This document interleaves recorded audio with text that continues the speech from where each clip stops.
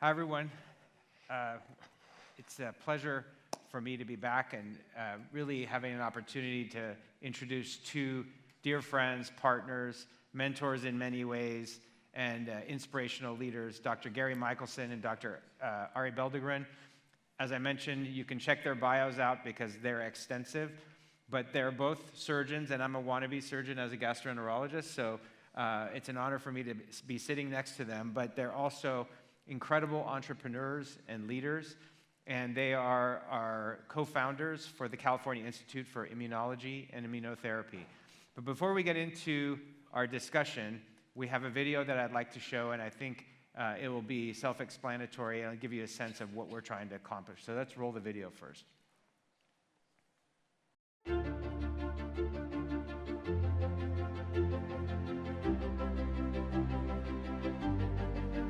Our immune system is really quite a miraculous mechanism. Our body doesn't know at any given time what might be coming for us. And yet it needs to figure out how to protect against that unknown. Immunotherapy is a relatively young field, but the fact that now you can genetically engineer the human immune system to fight your own disease was looked upon just 10 years ago as a science fiction. Immunotherapy is the next frontier in medicine. We're at a time in history where we're actually seeing glimpses of cures to cancers that we never have seen before. Within the last decade, we've seen previously untreatable cancers able to be cured with the use of new reagents that target the immune system to augment its response against the cancer. The potential to treat, delay, and in some cases eradicate most of the disorders that we face is there. The possibility exists. Immunotherapy should be written with a capital I, big I. It's the mediator of just about all human disease, cancer or heart disease or Alzheimer's. Parkinson's disease, stroke, heart attack, Lupus, inflammatory bowel disease, skin diseases like psoriasis. You have one big answer that is the answer to all of these diseases. That's why we need to bring research to this question immediately, because the payoff is so big. The problem is that much of scientific research is fragmented by traditional departments, fragmented by traditional institute structures, and we have to really step back and think about how you make progress in medical science. The present model for funding the vast majority of all academic medical research does not provide for a multi-specialty approach.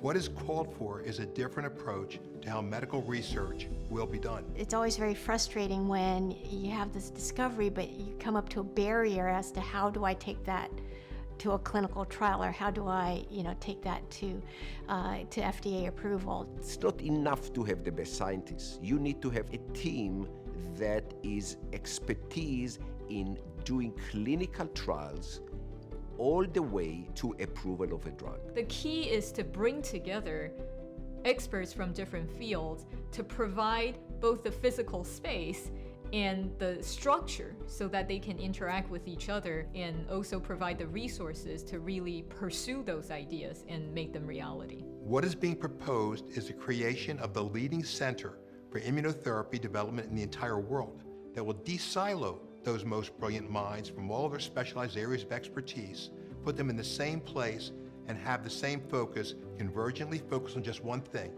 This center will be the cutting edge of medical research. It will be to medical research what Silicon Valley is to information technology. We envision creating an institute bringing together the science with the business of science in order to enable fast development of new and innovative drugs and bring products to market. I envision that the Institute will harness the power of physical sciences and chemistry, engineering, combine it with biologists who understand DNA, genetics, the human genome at its deepest level, along with physicians who care for patients and run clinical trials, all the way through to the production of new therapies. To have in one place an approach and a motivation to take on any disease, and to see that problem through not only to new knowledge, but to delivering actual therapeutics. Multiple companies around will start supporting the institute rather than coming back with needs of funds over the years. We're going to develop technologies that have value and will bring revenues back to the institute that continues their research, and that's the model that we have planned. If you have a setting where the funding can be delivered internally through philanthropy and then ultimately from the revenue from intellectual property, these scientific experts will come to work every day focused on the science. And that's going to pay off enormously. Where do you want to put such an institute? How do you want to build it? Can it come out of thin air and just be plopped down in the middle of any place? No. You've got to do it next to, literally joined at the hip, with a major research university or university environment because of all of the other expertise that can be found there. The Institute by itself would not have much impact if it was not in close collaboration with a world-class healthcare system, hospital, and medical school. And that's really where UCLA comes in. This is a great honor to share some, I think, truly incredible and momentous news. UCLA has acquired the Westside Pavilion Mall with significant support from Governor Newsom and the state of California, as well as a group of founding donors led by Meyer Luskin, Dr. Gary Michelson, Dr. Eric Esrailian, Dr. Arie Belldegrun, Sean Parker, and Michael Milken. This will be the home of the California Institute for Immunology and Immunotherapy, or CIII. The UCLA Research Park will also become the home of the UCLA's Center for Quantum Science and Engineering. The center brings together scholars and industry partners to advance one of the most important breakthrough technologies in recent years. The Institute of Immunology and Immunotherapy at UCLA will be the center of entrepreneurship for medicine and science. UCLA has probably one of the largest and highest rated clinical care systems in the world. 4 hospitals, 200 clinics. We will make the very drugs that we're going to test, and we'll have populations to test them in. UCLA already has a highly collaborative culture in place.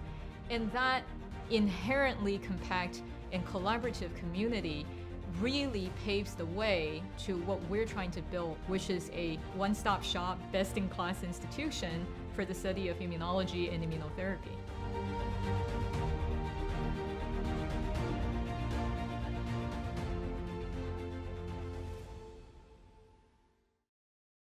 Fantastic. Well, thank you. And thank you to Gary and Arie for helping put together that video, because I think it says it all.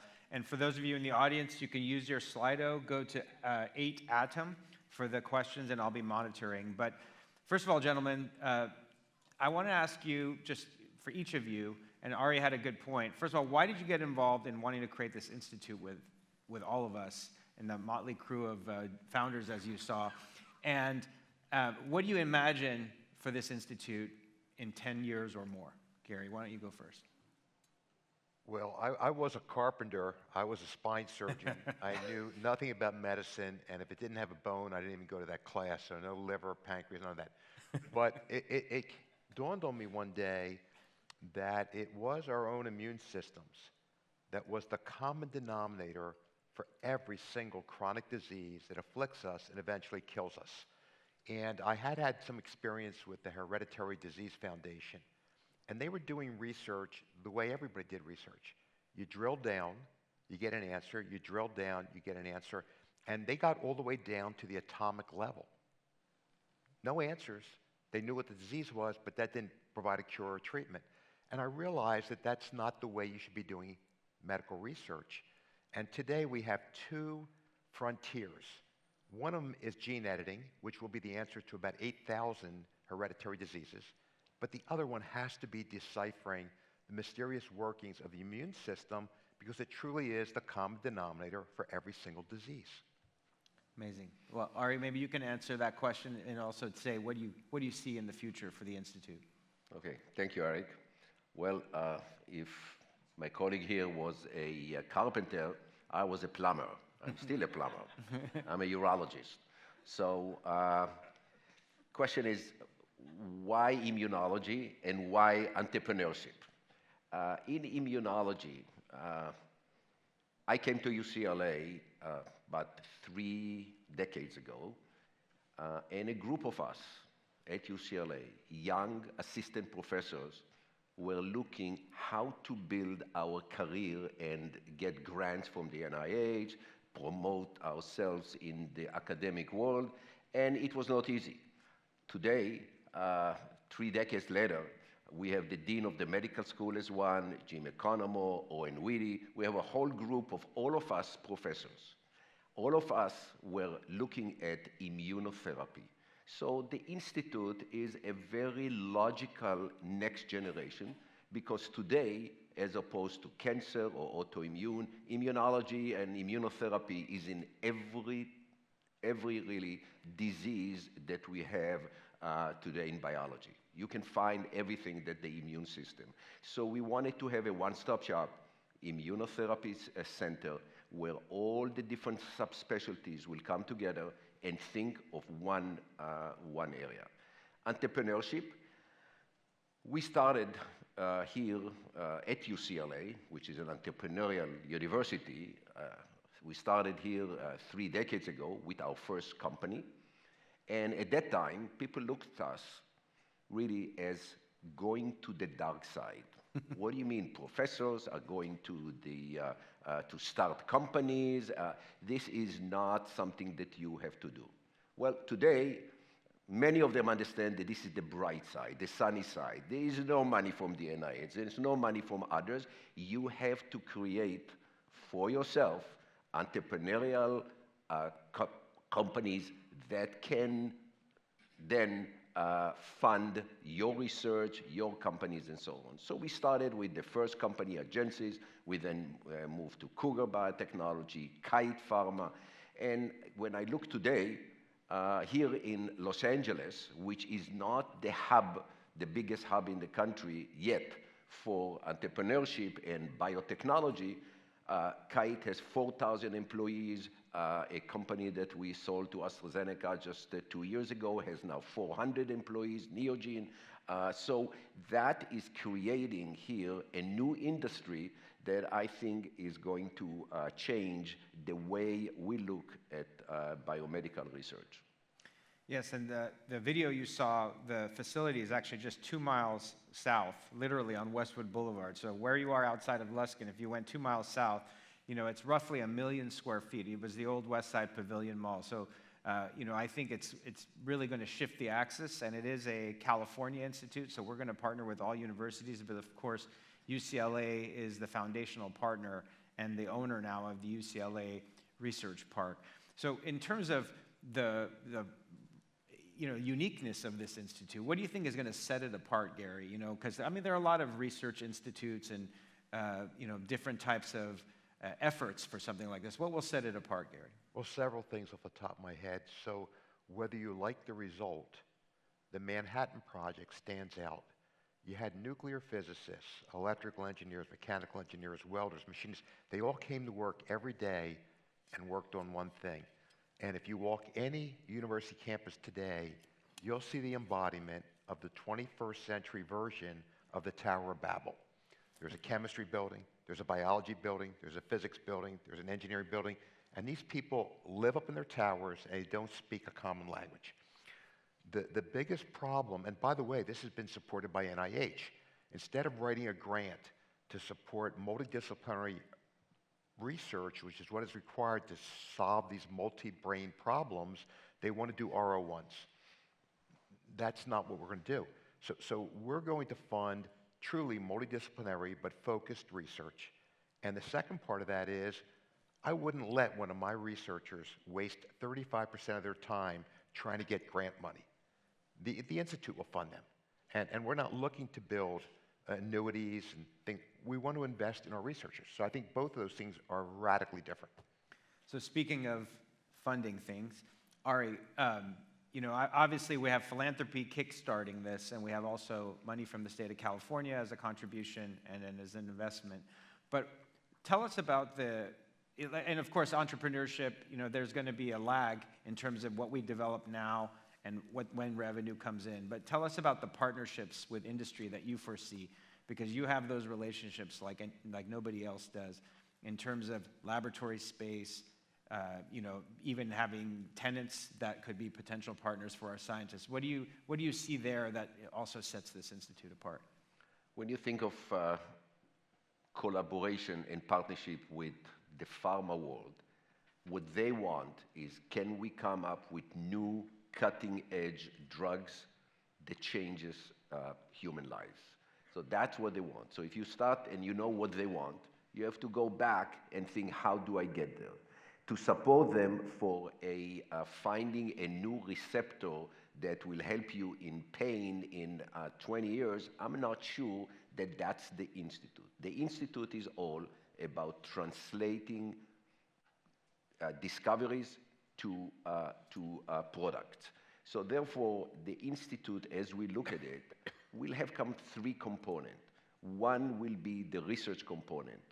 The second one will be startup companies. So professors or no professors, anybody who works at the institute will be able to start immediately next door, even not next door, just at the other side of the corridor, start his company, because to cross the street and to drive to go to your company is taking time.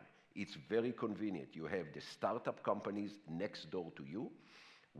The institute holds the IP, and that's extremely important, because at the end of the day, who holds the intellectual property?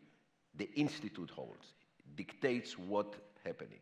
And the third component is a hub for biopharmaceutical or pharma to come in and to put their leg inside the institute. I have watched it. When I was at Harvard, Kendall Square was absolutely nothing. There was nothing there. Some companies started, then some successful drugs came out of it. Immediately, every pharma wanted to be next to all of these companies, and today, you can see that all of the Novartis and Merck and everyone wants to be, and even Amgen from here, wants to be in Kendall Square. That's the vision of creating the institute here in Los Angeles. Well, and we are looking for future partnerships as well. So I'm really excited that we have National University of Singapore here. We have people from all over the world. We have entrepreneurs, we have investors, we have scientists. We've just hired our first employee, so we have a COO and general counsel, and we've been doing an extensive search for a CEO, so it's very exciting. So if you have a message for our audience here and people who are watching in the future, how can they get involved with the Institute, Gary? So one of the problems has been that these nonprofit research centers, universities and otherwise, have always been afraid of the intellectual property, and they want to hold their cards close to their chest. It's just completely wrong. What we need to do is collaborate. And if there's any basketball fans here, I'm sure you've observed that every team has one or two great players. But when you send a team to the Olympics, you get to pick them all. You want the best of the best working together. Different institutions have different strong points. You want everybody collaborating. That's what you want. And Arie, we've talked about what we've learned from. We've learned from the Broad Institute. We've seen other institutes in academia and even private institutes. If you had any kind of parting message about our institute, the California Institute, what would you say? Well, today, if somebody asks me, what is the success story of translating science to clinical, I would say it's the Broad Institute, Eli Broad's institute that he built between Harvard and MIT. And my vision is in 10 years from now, that everybody will look at the California Institute and will say that that used to be a Broad Institute, but today we have the California Institute. And unfortunately, Eli Broad, when I told him, let's build something here, he was not sure we want to do it on the West Coast. He says, yeah, on the west side of the town. He said, if you put it next to my museum, we will think of that. But unfortunately, that did never happen. So that's my kind of vision of where LA will become the hub for biotechnology and drug development. Well, thank you both. If it wasn't for both of you, we wouldn't be in this situation, and we're on the precipice of launching the Institute and building these laboratories, and we're going to be continuing to raise money, so we won't turn down a nickel, and if you introduce yourself to me, I may recruit you on this effort as well. Thank you very much, gentlemen. Thank you.